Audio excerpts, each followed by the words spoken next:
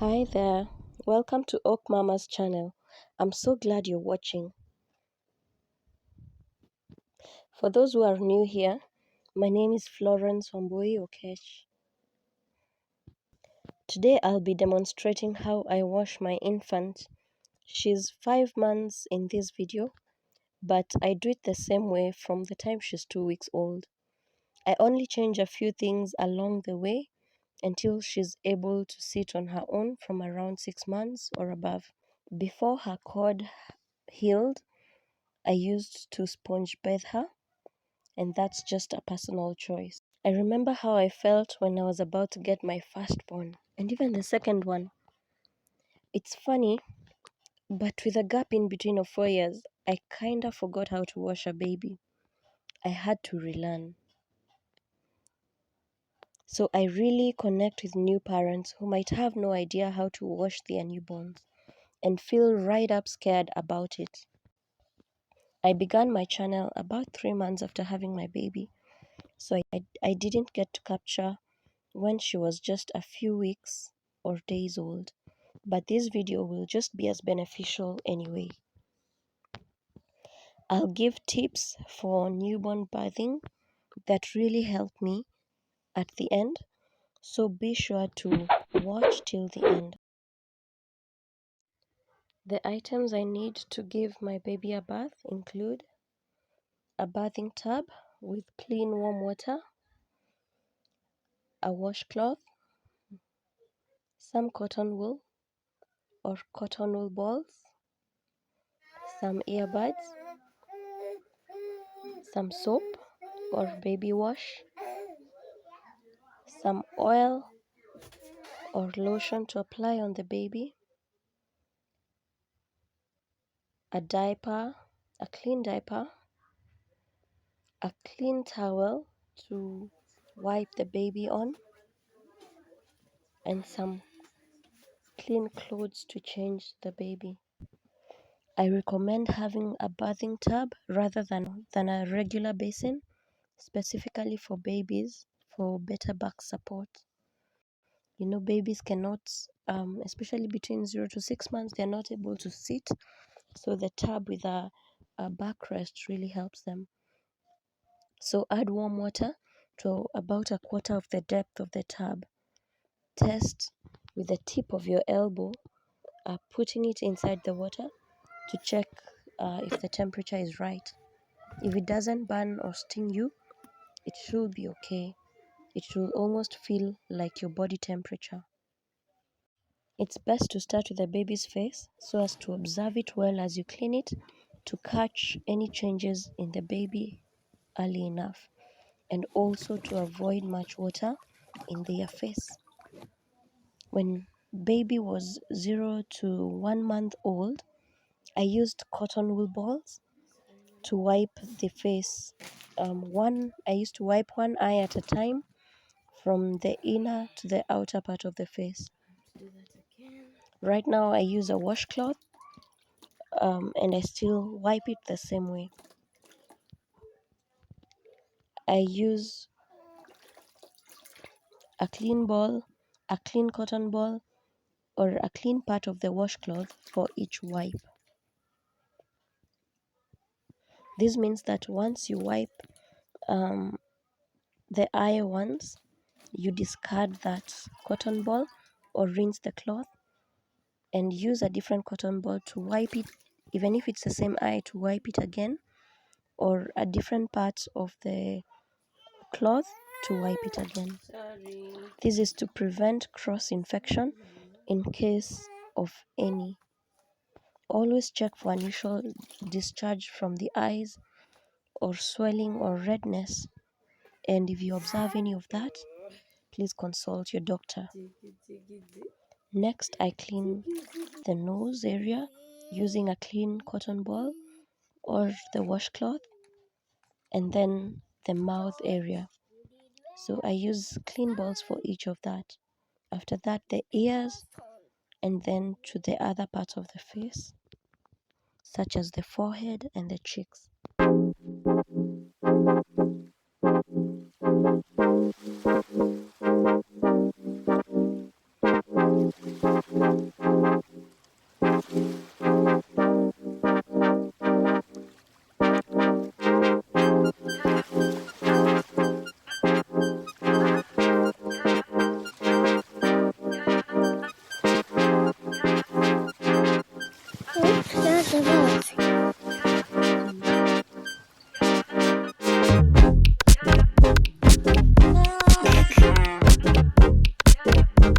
Kindly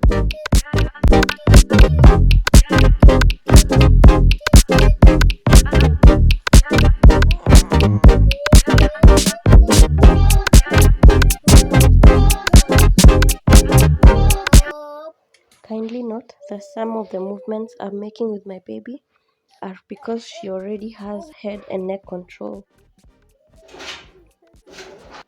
A total newborn up to around 3 months will require more head support.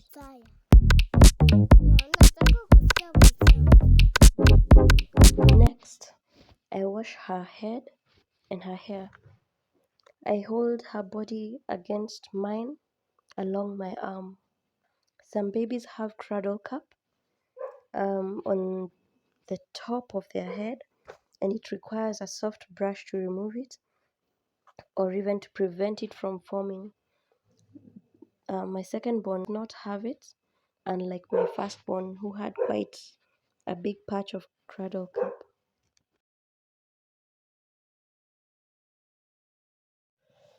After that, I undress her, removing the diaper as the last part. If the diaper is soiled, I wipe her a bit first before I dip her into the water. I place her on the tub seat while supporting her back with one of my arms and my hand holding grip on one of her armpits. The other hand is free to wash her. When she was 0 to 4 months, I'd support the baby's legs too while placing her in the tub, almost in a lying position.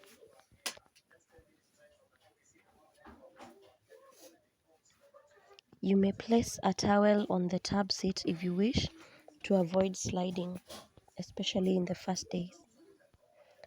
I first pour water on her body to acclimatize her with the temperature and feel of the water, then spread soap on her body using my bare hand or sometimes using a washcloth, paying close attention to the folds on her skin.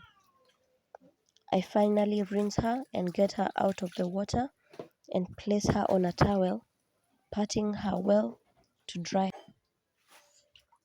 So, for the tips I had promised earlier, first of all, don't panic.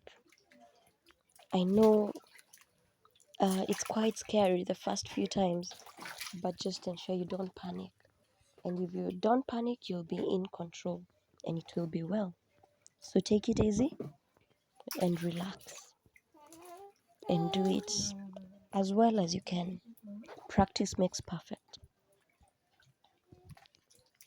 For tip number 2, babies usually have a lot of dirt trapped in the folds of their skin that usually has a foul smell. Be sure to fish it out and rinse well, though gently.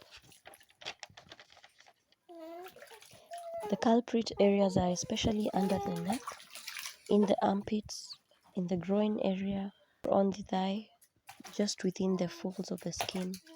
Also be sure to dry this same area as well to avoid trapping moisture there that can also make the skin in those parts susceptible to infections. I use baby oil and then powder in those areas to keep them clean and dry. Tip number 3 is to make the bath as short as possible, though thorough, to avoid exposing them to too much cold. I washed my firstborn daily, but wash my secondborn every other day. I skip one day, as she used to catch cold very fast. Look out for my video on how I help my baby to unclog while when having a bad flu.